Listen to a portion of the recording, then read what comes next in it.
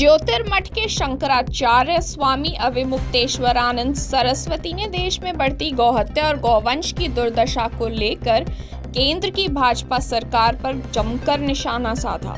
उन्होंने आरोप लगाया कि आज़ादी के बाद किसी भी सरकार ने गौहित में कोई ठोस कार्य नहीं किया। उन्होंने देश की दोनों बड़ी पार्टियों भाजपा और कांग्रेस को बिना नाम लिए निशाने पर लेते हुए कहा कि यदि यह लोग गौ माता के संरक्षण के लिए कुछ नहीं करते हैं तो फिर तीसरे विकल्प की तलाश करनी होगी। तो बंधुओं, पहले महाराज श्री जो यहाँ का वर्तमान प्रसंग होगा उसको बताएंगे, उसके बाद जी।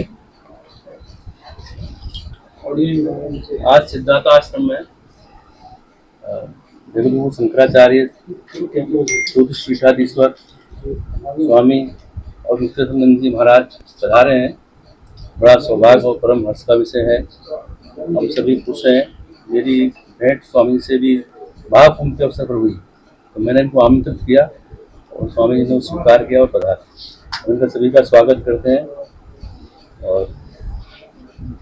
गौ रक्षा को लेकर स्वामी जी का जो आंदोलन चला रहे हैं वो सभी के लिए, सभी देशवासियों के लिए सौभाग्य का विषय है। उस पर आगे सबको साथ देना चाहिए और सब मिलकर गौ रक्षा का संकल्प लें और गौ माता को राष्ट्र माता घोषित कराने के लिए सहयोग करें। उन्होंने बनाया है, फिर वो काम क्यों नहीं करना चाहती है? वही तो पूछ रहे हैं हम उनसे कि तुम बीजेपी हो, तुम कह रही हो, तुमने जब वोट लिया था 14 में, जब वोट पड़ा था तो पोस्टर छापे गए थे, पूरे देश में लगाए गए थे, मोदी को वोट, मोदी को मतदान, गाय को जीवन दान। तो जीवन दान क्यों नहीं मिला? 11 साल हो गए मोदी, क्यों जीवन दान नहीं मिला? बताओ हमको। यही तो हम पूछ रहे हैं, और क्या पूछ रहे हैं? जब आप कहते हो तो मैं गो भक्त हूँ, जब आप कहते हो कि मैं हिंदू पार्टी हूँ, जब मैं कहते हो मैं हिंदुओं का ठेकेदार हूँ, तो फिर गाय क्यों इस दशा में है? यही हम पूछ रहे हैं, और क्या पूछ रहे हैं? स्वामी जी, गौचर साफ करना चाहिए, स्पष्ट जवाब देना चाहिए।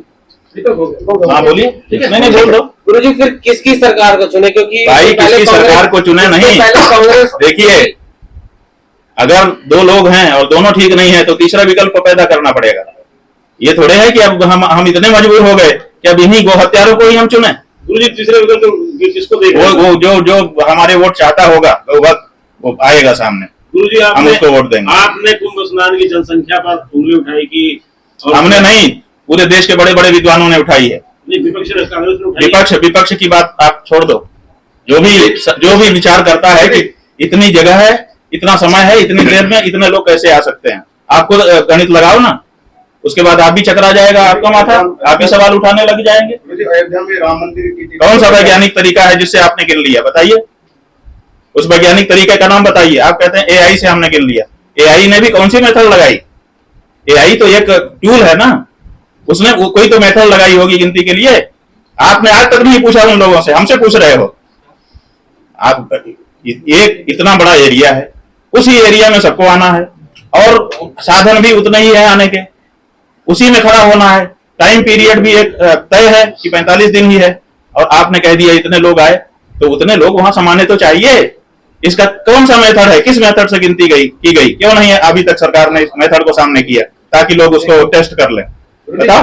अयोध्या में राम मंदिर की पीढ़ी को लेकर आपने ध्यान दिए थे, आपसी बात पे कायम है? लो भैया, कायम होने का मतलब हमने कोई मौका देख करके बयान दिया था क्या? हमारी जो ये सनातन धर्म है, यहाँ पर जो बात कही जाती है ना, करोड़ साल के बाद भी वही की वही रहती है। हम अपनी बात से बदलते नहीं है।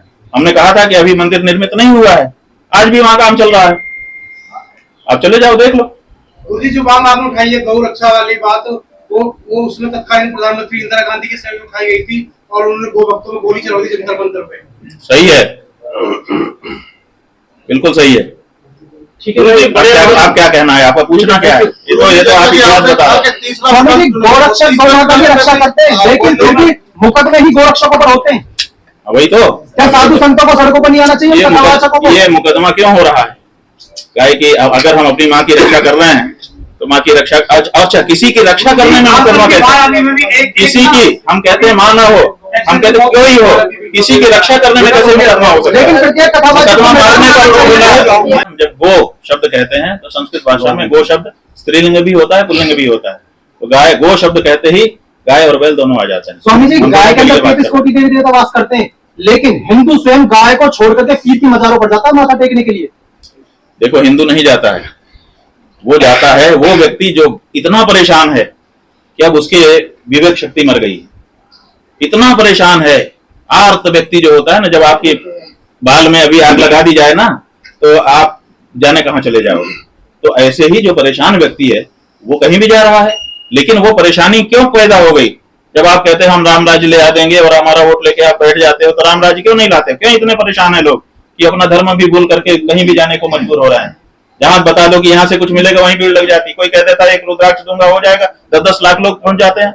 इतनी परेशानी देश में कैसे उत्पन्न हो गई है, इस बारे में क्यों नहीं चर्चा करते हो? कौन है इसका जिम्मेदार? गुरुजी, आपने बोला कि प्राण प्रतिष्ठा करके मूर्ति को लाएगा, मूर्ति लाएगी, प्राण प्रतिष्ठा करेगी, अब स्वयं देवता के रूप हो चुके हैं, जो भोग लगाया जाता है। इसी तरह हमारे सनातन धर्म में गाय के रूप में 33 कोटि देवता रहते हैं, परंतु गोचर भूमि जो उनकी होती थी वो समाप्त होती जा रही है।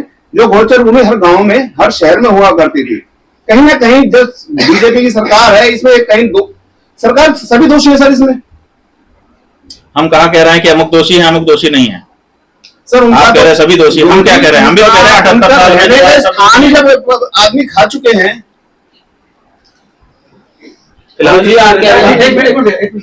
गुरु जी, बीजेपी जी हाँ, मांगे नहीं होती तो क्या विरोध प्रदर्शन भी? भाई मांगे नहीं होंगी तो हम 5 बजे के बाद हम घोषणा करेंगे।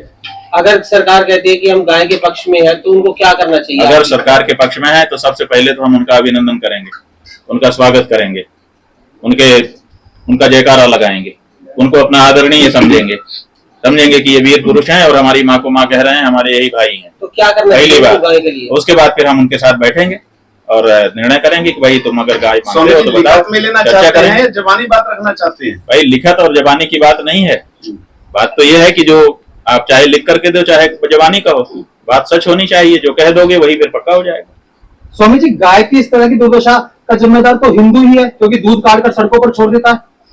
बात यह है कि हिंदू जिम्मेदार हो गया, यही बात कह कह करके सारे लोग बच जा रहे हैं।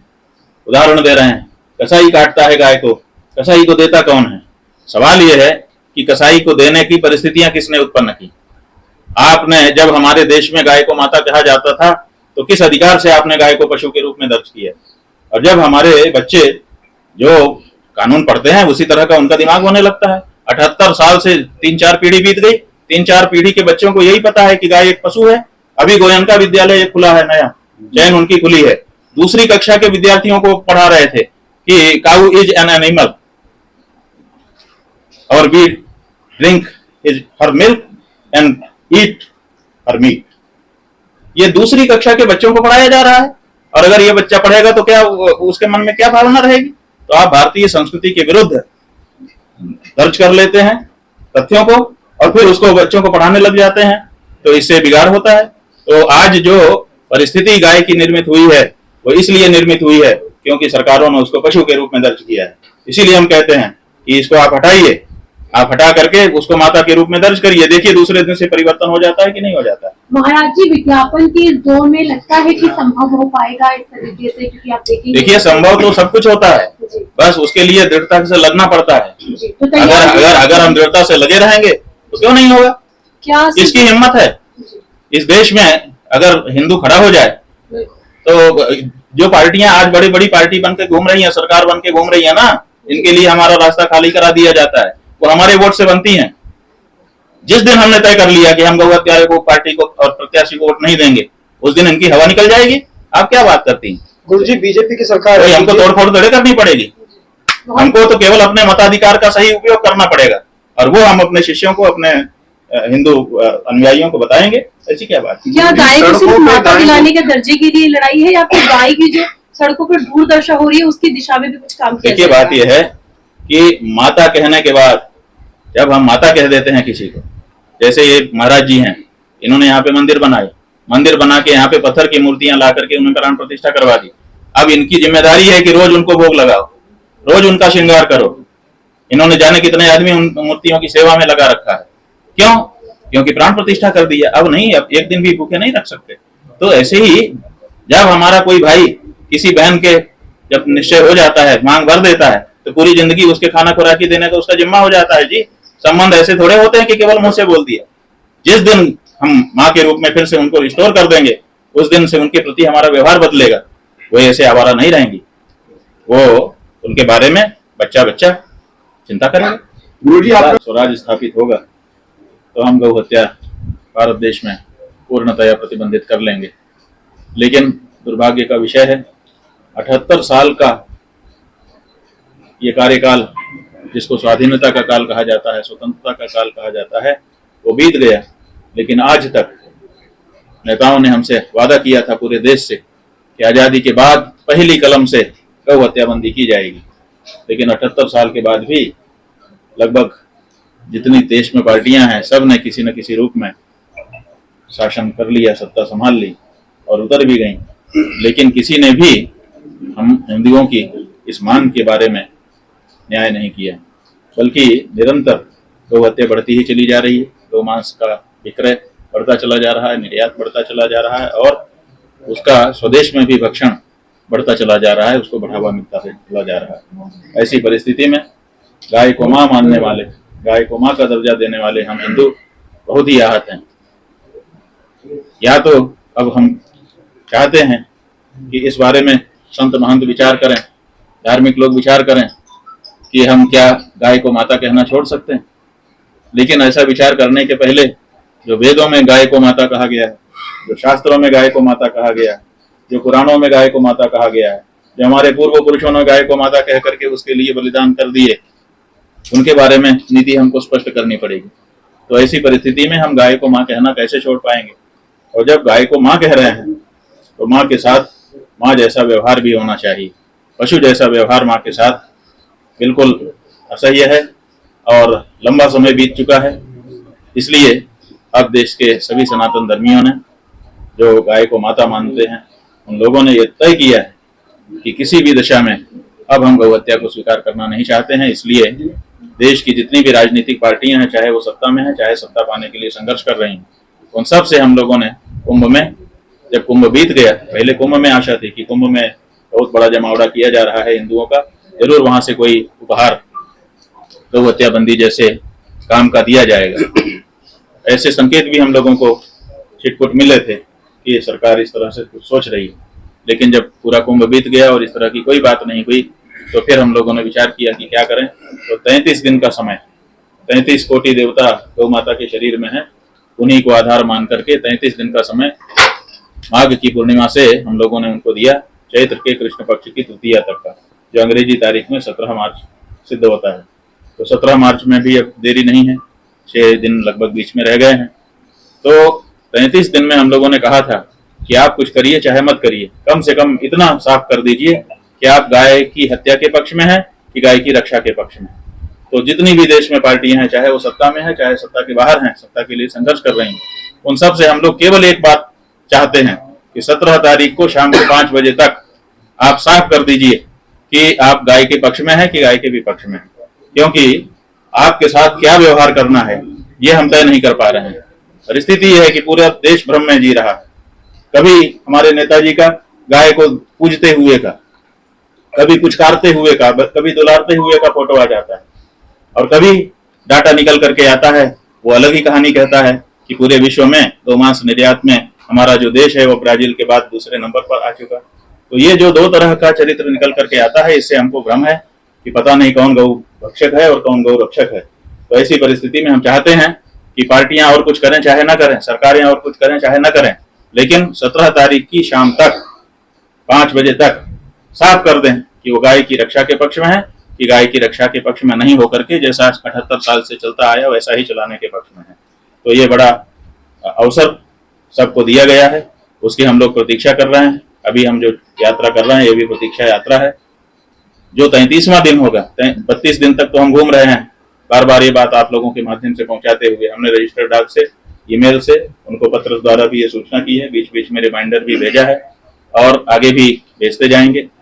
उनको अवेयरनेस में ला दिया है, उनको संज्ञान में ला दिया है कि ये हमारी बात है और ये बात देश भर के सनातनियों की है।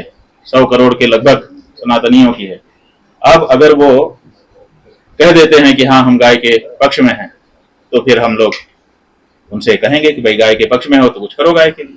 और अगर वो कहते हैं नहीं हम गाय के पक्ष में नहीं है, हम तो गौ हत्या जारी रखना चाहते हैं, तो हम उनके प्रति अपना व्यवहार बदल लेंगे, जो हमको करना चाहिए।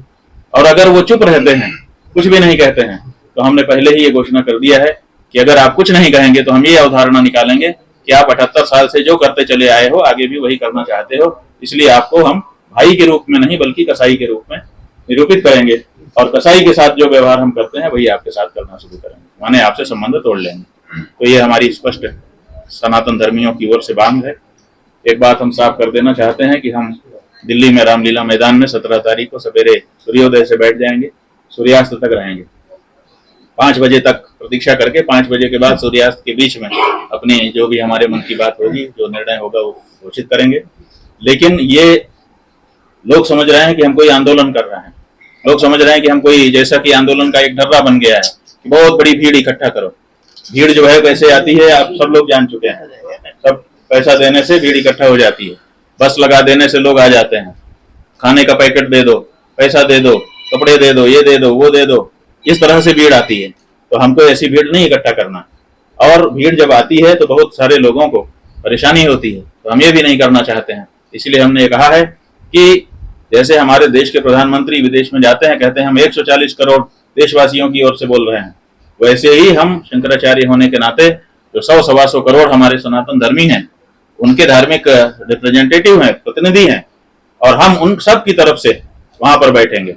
और कोई भीड़ भाड़ नहीं करना है, किसी को अव्यवस्था उत्पन्न नहीं करना है, कोई गड़बड़ी नहीं करना है। दिन भर प्रतीक्षा करने के बाद जो उनकी तरफ से प्रतिसाद आएगा, उसी प्रतिसाद के अनुसार सनातन धर्मियों को अपना व्यवहार उन पार्टियों के साथ कर लेना चाहिए, इसकी घोषणा करेंगे। यही हमारा आंदोलन है और इसी रूप में हम आगे बढ़ रहे हैं। फरीदाबाद से अजय वर्मा की रिपोर्ट।